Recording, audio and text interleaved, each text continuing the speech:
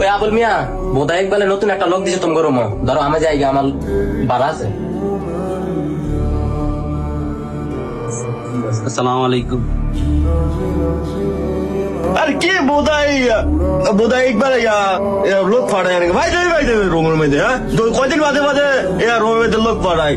হ্যাঁ রুম নাকি দাঁড়ালে শুরু করছি নি। হ্যাঁ হ্যাঁ মি আল্লাহকে কোনো শান্তি থাকতে রুমটার মাঝে দুদিন বাদে বাদে লোক নতুন নতুন লোক পাঠায়। ধরো মিয়া, আপনার কমন সেন্স নাই? নতুন কার্পেটটার মাঝে জুতা নিয়ে ঢুকে গেছেন, বাইরে যান মিয়া। ছোট ভাই জুতাগুলো একটু বাইরে রেখে আসো। আচ্ছা ঠিক আছে ভাই।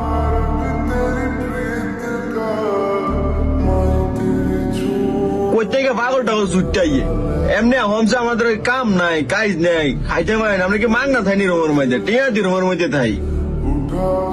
কিরে বল, বুঝলাম না। দেশে থেকে একটা লোক আসছে নতুন, তুই ওরে বুঝে বল। সবসময় তুই খারাপ ব্যবহার করস যে কোনো একটা লোক আসলেই।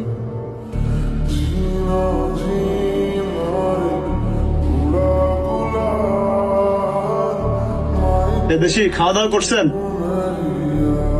দূর মিয়া হ্যাঁ লাগে কি আমরা মেজর মধ্যে রাখতে রাখছি নি। ভাই আপনি নিজের বেলুই দিন না, এই মেজ বেলুই দিন না, আবার আরেকজন নিয়ে টান। আচ্ছা ভাই, আমার নিয়ে জবদা করেন না, আমি আনার সময় রাস্তায় খাইয়ে আইছি, বুঝছেন? ছোট ভাই তুমি আমার সাথে চলো।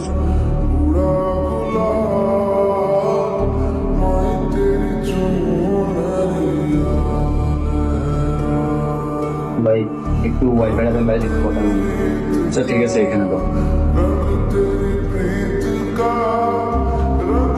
আসসালামু আলাইকুম আম্মা। আমি বুঝছি। খানা দানা খাইছি, রফা খাইছি। আর যে তোমার আমি পরে কল দিব।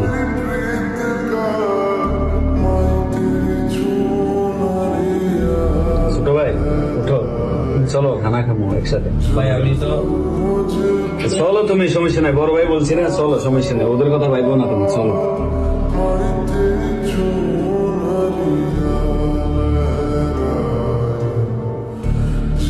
ভাই আমার ঘুমানোর জায়গাটা।